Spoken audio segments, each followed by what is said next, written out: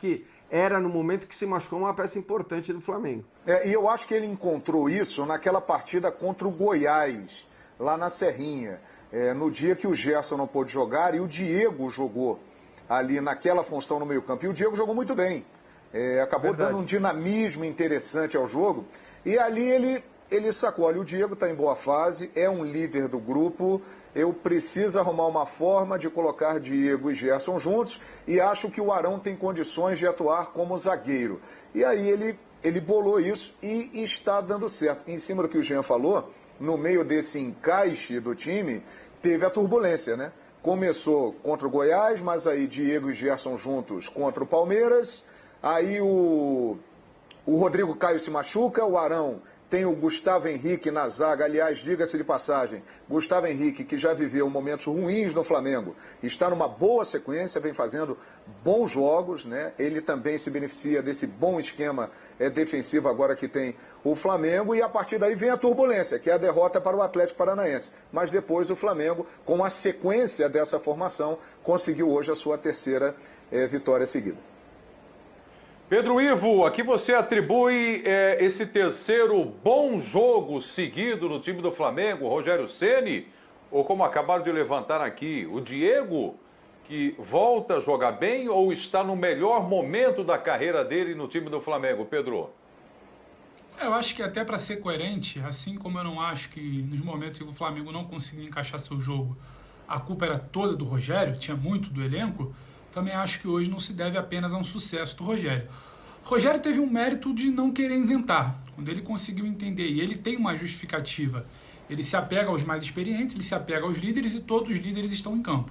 Essa formação que a gente vê até com Gerson, Diego, Ribeiro, Arrascaeta, Bruno Henrique, Gabigol, que tem de melhor do meio para frente, ele consegue encaixar e recuando o Arão. Tudo em nome de um pró maior, de um ambiente melhor, tem até aquele discurso do Arão, deixa que eu corro lá atrás para vocês brilharem lá na frente. Então quando a coisa começa a entrar numa sintonia também de vestiário, acho que tudo começa a funcionar. Tem uma outra situação que eu acho interessante, aí sim entra um mérito do Rogério. Havia sempre um questionamento se o Bruno não estava muito escorado da esquerda, se posicionando um pouco, aparecendo um pouco para finalizar, para dar opção ao Gabriel, o Gabriel muito isolado na frente. Quando ele acerta poucos jogos, o Bruno, acho que o Birner citou isso já inclusive, o Bruno mais próximo do Gabigol, que já foi feito em outros momentos de sucesso com Jesus, e ele deixa livre Arrascaeta e Ribeiro pelas pontas, inclusive com movimentação, com troca de lado, ele abre um outro ponto importante do campo, que é o meio para o Gerson. O Gerson volta a jogar muita bola, o Gerson lidera a questão da capacidade de organização desse time do meio para frente. O Diego acaba fazendo quase que uma linha um pouco anterior, o Gerson tem o meio quase que livre para circular a bola e distribuir, o Ribeiro e a Arrascaeta se movimentam e você tem Bruno e Gabigol lá na frente. Eu acho que a partir do momento que o Rogério libera isso, encaixa esse espaço de campo ali para o Gerson, tem muito mérito, só que eu acho que agora vem por aí talvez o principal desafio do Ceni nessa reta final, que é o próximo jogo contra o Bragantino. Você tem depois Corinthians, Internacional e São Paulo. É final uma atrás da outra. Só que esse jogo contra o Bragantino, sem o Diego suspenso e agora com essa situação preocupante, mais uma pancada do Gerson no tornozelo, muito curioso para saber como é que ele vai armar esse time, como é que ele vai fazer para resolver um time que vem ali talvez na sua melhor sequência nesse segundo turno ali de Campeonato Brasileiro, se aproximando a 2 pontos do Inter, dependendo só dele para ser campeão, e perde talvez os dois grandes motores ali que acabaram ajustando esse meio campo, podendo liberar os 4 homens de frente. Então acho que agora é que tem um grande desafio para o Rogério ali, Preto, saber o que vai fazer sem o Diego, isso já é definido, e provavelmente, talvez, sem o Gerson aí por conta da situação do tornozelo. Você não vai ficar sem essa resposta então, viu, Pedro? Você quer ver? Birner, e agora? Não tem Diego, quem é o substituto? Como é que monta esse meio de campo do Flamengo, hein, Birner? Então, ele tem que testar, porque ele não tem os jogadores com as características, não adianta colocar o PP sem testar. Ele não tem jogadores desse nível e com essa característica. E são 2 exatamente no setor essencial para a construção e para a marcação. E aí entra um dilema na minha maneira de ver, porque o Bragantino vai atacar o Flamengo. Essa é uma certeza absoluta. O Bragantino joga desse jeito. O Bragantino vai querer ter a bola, o Bragantino vai marcar avançado, o Bragantino vai usar bastante o Claudinho, o Arthur, vai usar os jogadores mais habilidosos, vai ir para lances individuais, vai testar os laterais. E o Flamengo não pode jogar muito recuado, porque eu não vejo esse time do Flamengo seguro jogando recuado. Ao mesmo tempo, ele não tem os jogadores para substituir ali. Os jogadores não existem. Então ele precisa entender no treinamento o que fazer. Ele precisa colocar em campo algumas opções de formação para tentar entender. Uma delas é botar um zagueiro e voltar com o Willian Arão para o meio de campo. Então, Birner, talvez o lógico, quer dizer, o lógico olhando para a característica dos jogadores e para a posição, né, para aquela posição, seria voltar com o Arão e pôr o João Gomes, quer dizer, esse seria... Agora, óbvio que não dá para comparar do ponto de vista técnico uma dupla formada pelo Gomes e pelo Arão com uma dupla formada pelo Diego e pelo Gerson, né? Você ganha na marcação, mas você perde muito na qualidade técnica que vem fazendo a diferença no meio campo. Ele tem que matar a saída de bola do Bragantino. Se esses jogadores se adaptarem ao trabalho sem a bola, bem feito, realmente bem feito, nem que perca na criação, na construção, ele já tem 60%, 70% do caminho andado. Porque do mesmo jeito que o Bragantino ele gosta de atacar, o Bragantino deixa espaço. Quando o Bragantino está atrás, o Bragantino é um time com algumas vulnerabilidades. E ele precisa testar isso no treinamento. Eu acho que ele vai fazer isso. A opção que você cita, ela é, como você disse, a mais lógica. Mas só colocando em campo para ver o que fazer. Até porque se ele tira o Willian Arão, independentemente de qual zagueiro ele colocar ao lado do Gustavo Henrique, ele também perde velocidade na recomposição dos zagueiros. Porque não tem zagueiros rápidos. Né? O mais rápido era o Rodrigo Caio. Tanto que muitas vezes, né, reclamaram quando machucou com o Domi, que o time para recompor, não tinha o Rodrigo Caio. O Domi chegou justamente por isso a colocar e não funcionou o Rodrigo Caio na lateral contra o Atlético Goianiense, exatamente porque tem mais velocidade, podia jogar na lateral. Ele precisa testar. Agora, em princípio, o que você diz é o que tem mais lógica. E o essencial é, para que o Flamengo tenha a iniciativa, não só ter a bola, mas matar a saída de bola do Bragantino. E dos 6 jogadores que fazem isso mais avançados, outros podem participar de acordo com o posicionamento da equipe, 4 vão estar em campo. Os 2 atrás desses 4 vão voltar.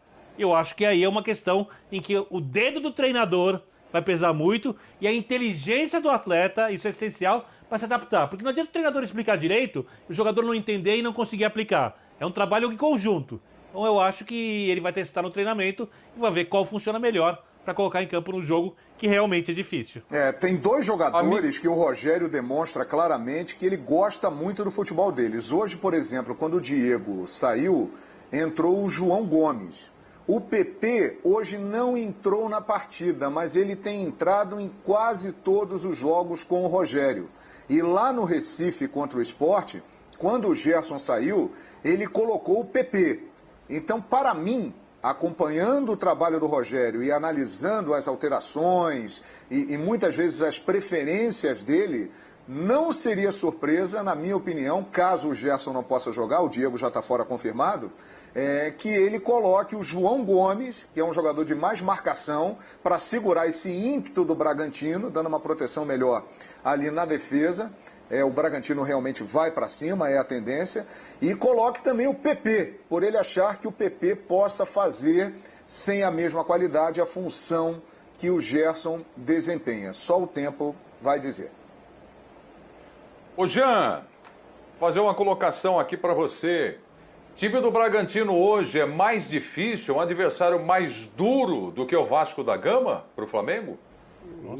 Não tem a menor dúvida, não tem a menor dúvida. Do ponto de vista técnico, do que está jogando, a gente evidentemente tem que entender e respeitar a grandeza dos clubes, as camisas, e aí não tem comparação a favor do Vasco, mas é aquilo que eu falava outro dia, quando a gente teve o Bragantino jogando contra o Corinthians também, falando... Era normal o Bragantino jogar melhor do que o Corinthians, assim como é normal o Bragantino jogar melhor do que grande parte dos grandes clubes do futebol brasileiro hoje. Então, a gente olha exatamente para esse jogo, acho que foi o Pedro que falou, como o jogo talvez, né, o mais complicado, não vou dizer mais complicado que o Flamengo tem pela frente, porque o Flamengo ainda tem o Internacional, né? Corinthians e São Paulo não são, evidentemente, adversários fracos, mas do ponto de vista técnico e do que está jogando, do ponto de vista tático também, a gente está falando de um Bragantino que vive um grande momento. O Inter ganhou, mas a gente viu como foi o jogo.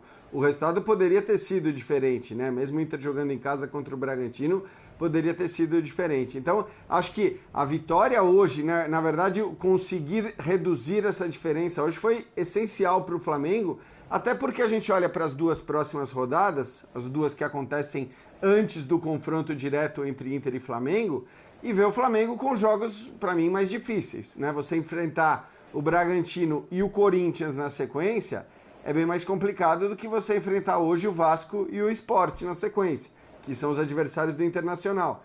Então foi importante o Flamengo ter conseguido reduzir agora, porque não tivesse reduzido agora, talvez ficasse difícil para nas 2 próximas rodadas conseguir depender apenas só de si, né? O Inter tem boas possibilidades de ganhar os seus 2 próximos jogos pelo que está jogando, e hoje foi um jogo equilibrado, vamos falar daqui a pouco, mas certamente é um jogo muito difícil, um jogo muito complicado.